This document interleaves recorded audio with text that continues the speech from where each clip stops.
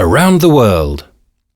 Nowadays, when we talk about going travelling, we tend to mean a cruise on a shiny ship, a family holiday in Europe, or a flight across the Atlantic to see an old friend. However, the term used to imply all sorts of dangers, breathtaking adventures and astonishing discoveries. Chasing the spice. The first time anyone really went all the way around the globe, it was for nothing more than a shopping trip. For pepper and cinnamon, to be precise. In 1519, 5 ships set sail from the Spanish coast in an attempt to find the southwest passage leading from the Atlantic into the Southern Sea, what we now call the Pacific Ocean. They wanted to find the shortest route to Malaysia. The Spanish king proclaimed, "I have it on good authority that there are spices in Malaysia, and I send you with the chief purpose of bringing those to Spain." Fernando de Magellan, a Portuguese-born experienced sailor, headed the expedition. At first, the ships reached the shores of Brazil and headed south along the coast of South America. They put down their anchors in the San Julian Bay in March of 1520, anticipating spending the winter there. It was here that Magellan's crew, tired and anxious to get back to Spain, rebelled against him, but this time the captain successfully brought order back to the ranks. Only 5 months later did the expedition continue on their course south. The ships reached a passage now known as Magellan's Passage and made their way to Asia. Incidentally, it was during this journey that the Southern Sea got given the name Pacific. Magellan did not experience a single storm whilst crossing it. In the spring of 1521, the fleet finally reached the Malaysian islands. Magellan himself, however, was killed in battle when he intervened in a row between 2 local rulers. Besides losing the captain, a whole ship sank when it took it into its own hands to return to Spain alone. Out of 5 original vessels, only 1 was fit to continue to Spain.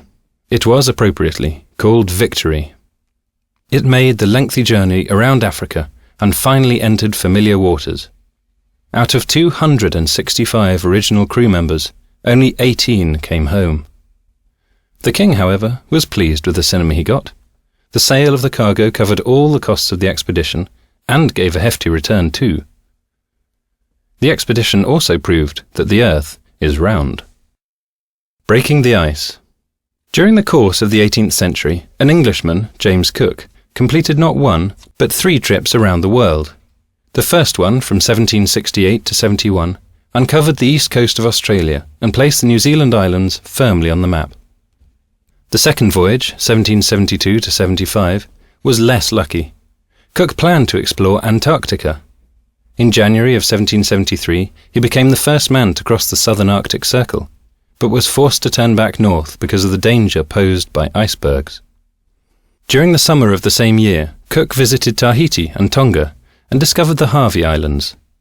In November, he attempted to head towards the South Pole once again, and again ice blocked his way. Finally, in January 1774, Cook reached the southernmost point of his travels, after which he stopped pursuing his idea of setting foot on the southern continent altogether. He did, however, successfully cross the Pacific, discovering numerous islands along the way. He returned home to England, having lost only 1 sailor. Cook's third expedition, 1776 to 79, had the purpose of discovering the northeastern passage from the Atlantic into the Pacific Ocean.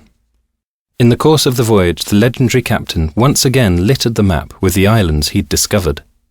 These included the Sandwich Islands, named after his patron, the Earl of Sandwich. He saw Tasmania and New Zealand once again, and reached the shores of North America in March.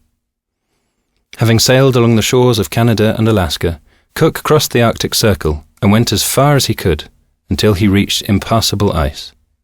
Who knows, maybe Cook could have forced his way through both the northern and southern ice caps on his 4th attempt, but it was not to be. Passing through Hawaii, a crew member accidentally fired a rifle, murdering the chief of a tribe. The natives attacked and killed 4 English. Cook was one of them.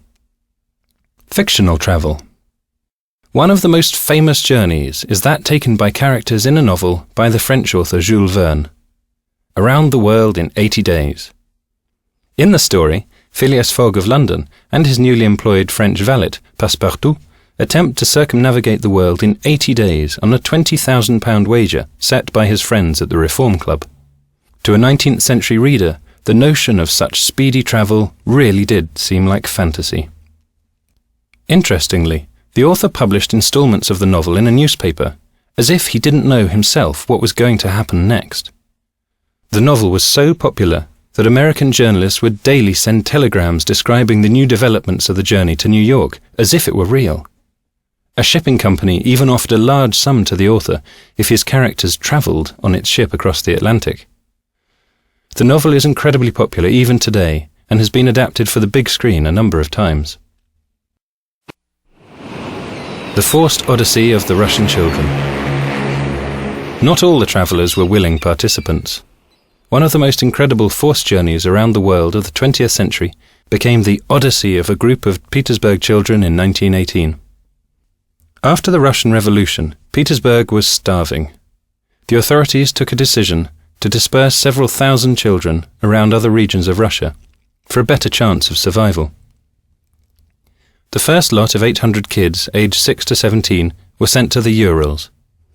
They were supposed to spend their summer holidays there resting and improving their health. That was not to be. As soon as they arrived, a civil war broke out in Russia.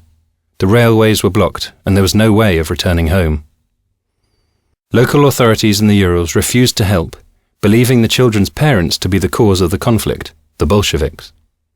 The children endured a difficult autumn and even more difficult winter. They had to trade manual labour for food and often steal to survive.